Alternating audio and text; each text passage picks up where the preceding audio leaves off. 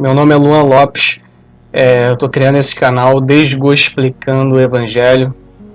Como vocês podem ver, é uma referência, à gospificação que tem ocorrido dentro do Evangelho de Jesus, que não tem sido boa, pelo menos para mim não tem sido boa. Como dá para ver, eu não tenho aparelhagem muito boa, enquanto ainda não compro os aparelhos necessários para a gente fazer um vídeo com maior qualidade. Eu creio que o conteúdo, pelo menos dos vídeos, vai ser algo que vai sobrepor a falta de aparelhagem. Eu queria falar nesse primeiro vídeo a respeito de um tema que tem mexido muito com o meu coração. Eu estava falando com alguns amigos na faculdade esses dias, nessa semana, e o tema é a respeito da não interferência de Deus. Por que Deus não interfere? Tantas desgraças que tem no mundo, por que Deus não interfere em tantas coisas que a gente olha e, poxa, um Deus tão bom que existe, um Deus tão maravilhoso, por que tem tanta coisa ruim acontecendo no mundo? E para falar a respeito da não interferência de Deus, eu gostaria aqui de passar para vocês 3 teorias que eu criei a respeito dessa não interferência. Não é algo que eu estou dizendo que foi Deus que me mostrou isso, que foi Deus que disse que é por essas 3 razões que ele não interfere. É algo que veio do meu coração, refletindo a respeito disso, orando. Se isso não pode provar que é por essas coisas que Deus não interfere, pelo menos isso pode abrir a nossa mente para a gente pensar a respeito desse tema com uma mente menos preconceituosa, uma mente menos voltada a acreditar que a não interferência de Deus é simplesmente pelo fato dele não existir. A primeira coisa que eu queria falar a respeito é sobre a teoria do efeito borboleta. Essa teoria foi criada por Edward Lorenz, e ele dizia que um bater de asas de uma borboleta em qualquer lugar do mundo poderia causar um tufão do outro lado do mundo. Baseado nisso, nós tivemos um filme muito interessante, do qual eu gosto muito, e eu creio que muitos de vocês, ou talvez até a maioria, já viram, que é o filme do efeito borboleta. Esse filme ele pegou a teoria criada por Edward Lorenz e transformou ela numa analogia, dizendo: se o bater das asas de uma borboleta pode causar um tufão do outro lado do mundo, da mesma forma, uma atitude humana pode causar algo do outro lado do mundo. Uma atitude humana pode mudar o futuro. Uma atitude diferente do ser humano pode ter resultados diferentes lá na frente do que teria se a atitude dele fosse diferente daquela. Para quem não viu o filme, esse filme é protagonizado pelo Ashton Kutcher, eu acho que se fala assim, eu não sei. E é justamente isso que eu falei. É um filme que faz uma analogia ao efeito borboleta, a teoria do Edward Lorenz, e que diz que o personagem dele, ele toma algumas atitudes na vida dele que influem em alguns resultados que ele não gosta, e com isso ele faz algumas regressões, onde ele volta lá para a infância dele e ele procura tentar mudar as atitudes que ele teve para que ele não tenha aquele resultado que ele não gostou lá na frente. Só que isso vai de mal a pior, que embora ele conseguia mudar as atitudes, mudar os resultados, mas normalmente esses resultados eram pior do que os que ele já não gostava. Então o que tem a ver a teoria do efeito borboleta com a não interferência de Deus? E por que ela é a minha primeira teoria para a não interferência de Deus? Justamente por causa dessa forma analógica com que o filme tratou a teoria do Edward Lorenz. Imagina se tudo que nós quiséssemos que Deus fizesse, ele realmente fizesse. Isso ia causar um desastre no mundo. Ação tem uma reação.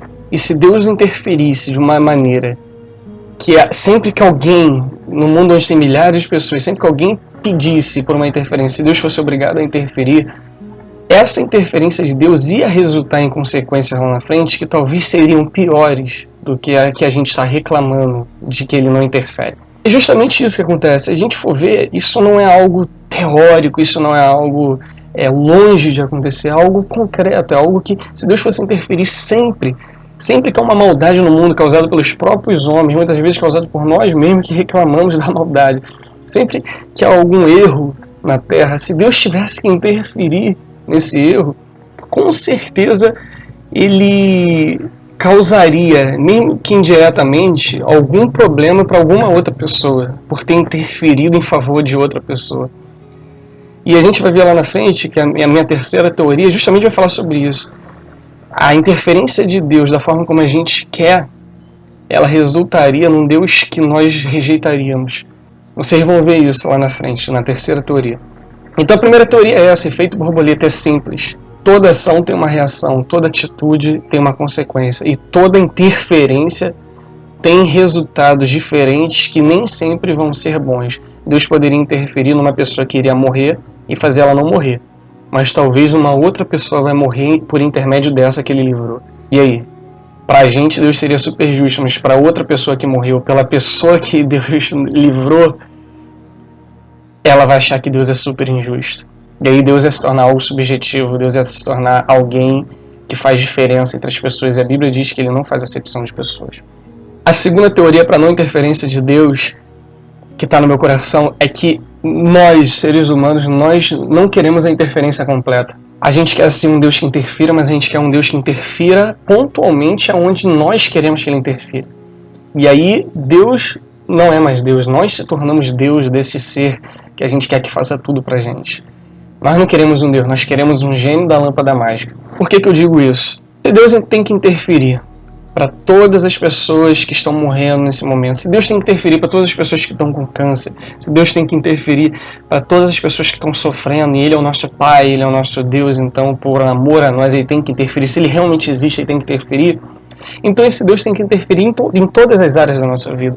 Só que cá entre nós, quem é que quer que Deus interfira em todas as áreas da nossa vida?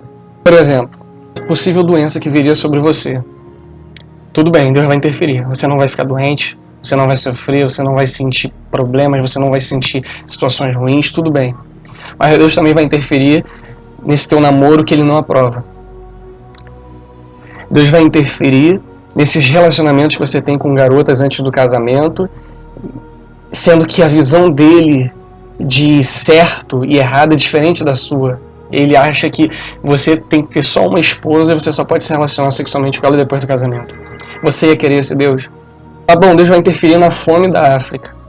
E não só da África, na fome mundial.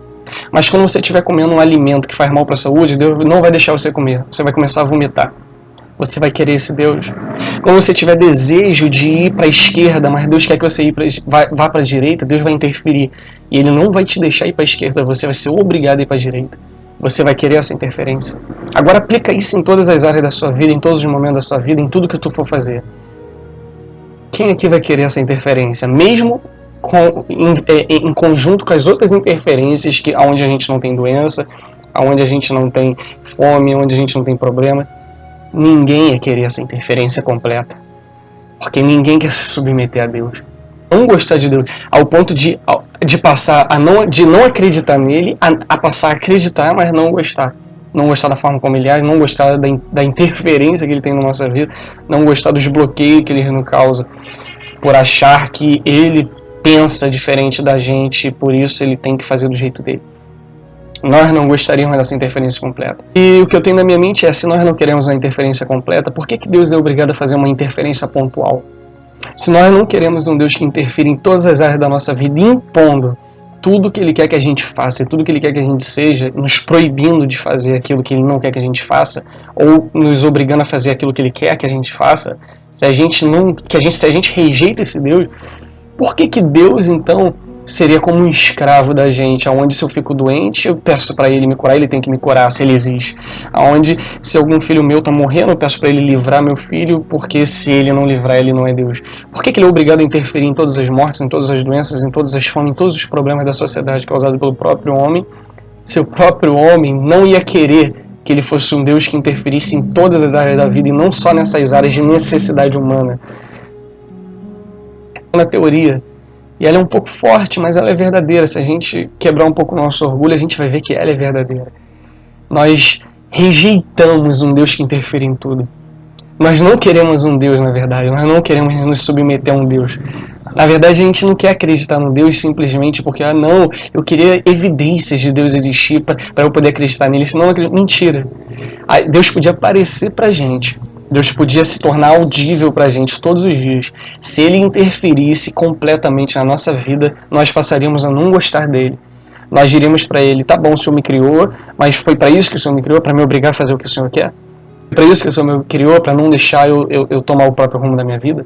Nós somos assim. Nós somos assim. Para esse vídeo não ficar muito longo, eu já vou falar logo da terceira teoria da não interferência de Deus, que é a teoria dos vários deuses. Cada ser humano tem uma mentalidade, cada pessoa tem a sua personalidade, cada pessoa tem a sua forma de ver o mundo.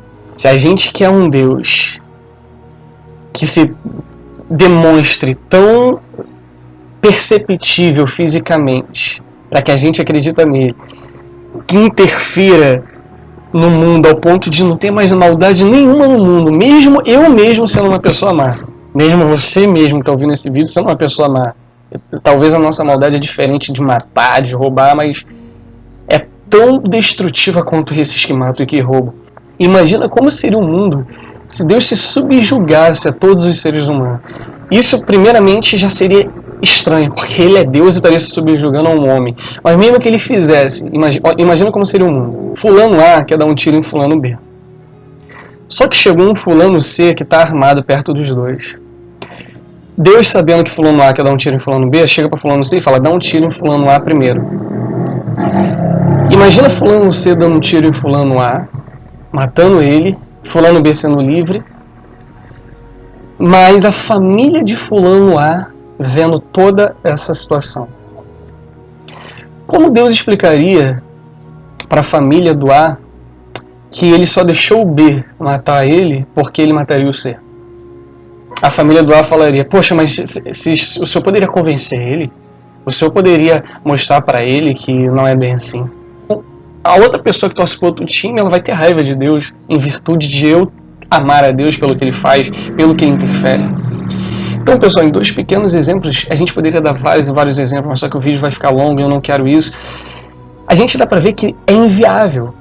A interferência divina, da forma como a gente vê, é inviável. O efeito borboleta, as consequências como a interferência causa, a interferência parcial, que é a que o homem quer.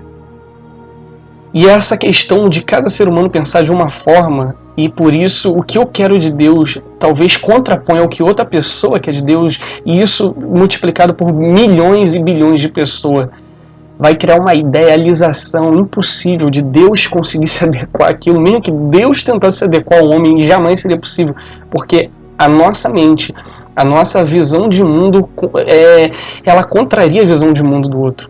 Então, se não há um padrão universal, que eu acredito que a Bíblia se não há um padrão de ética, se não há um padrão de moral, se não há um padrão vindo de um ser superior que nos criou e que colocou esse padrão para nós, então existem vários padrões, e esses padrões, vários padrões que existem dos homens, se contrapõem.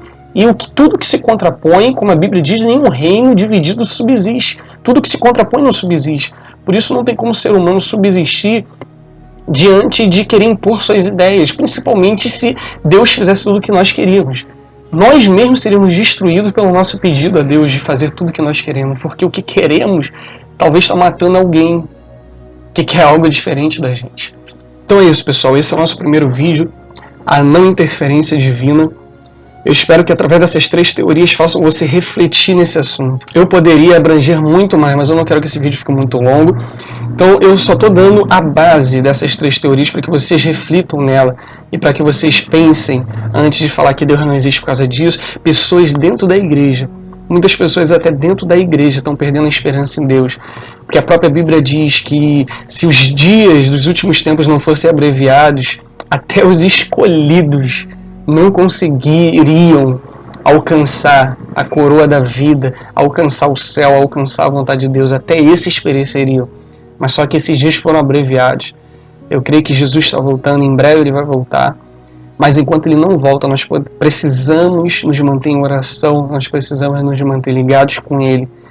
E eu quero contribuir através desse canal com isso. Eu quero contribuir para que nesses últimos tempos a gente possa ter uma verdadeira noção do que é o verdadeiro Evangelho. Desgospicar esse evangelho falso que tem sido criado. Eu sei que tem muita gente que já tem feito isso. Não existe só um evangelho falso no Brasil e no mundo. Existe muita gente boa. Mas no que eu puder contribuir para ser mais um, porque é isso que eu só sou mais um que está contribuindo para que isso ocorra, essa desgospelificação, eu vou fazer. Então agradeço vocês, eu peço que vocês curtam o canal, que vocês compartilhem, que vocês se inscrevam no canal. Eu prometo que a qualidade do vídeo, do áudio, de tudo vai melhorar, de local, de tudo, mas por enquanto a gente vai ter que fazer dentro dessas condições. Eu espero que esse tema tenha ampliado a sua mente e faça você refletir nisso, pensar nisso e até criar novas teorias em cima disso, até ajudar pessoas que estão sofrendo com crises existenciais, que estão passando por momentos onde elas estão começando a duvidar da existência de Deus e nem tem um motivo para isso. Como essas 3 teorias podem explicar, às vezes as motivações dessas pessoas são pequenas, comparadas àquilo que Deus demonstra ser diariamente para nós, para quem se rende a Ele e busca Ele. Porque a Bíblia diz, aquele que buscar vai achar, aquele que bater a porta vai se abrir. Então é necessário buscar antes de encontrá-lo. E eu quero deixar um versículo aqui para vocês que está em Mateus capítulo 28, versículo 20, parte B. E eis que eu estou convosco todos os dias até a consumação do século. Essa é a promessa do Senhor. A gente pode não estar vendo Ele, a gente pode não estar ouvindo, mas nós temos dentro de nós a certeza que Ele está conosco todos os dias da nossa vida. Que você tenha um dia abençoado, que Deus abençoe você, sua família, e que você possa refletir nesse vídeo para a honra e glória do Senhor. Em nome de Jesus. Amém. Tchau!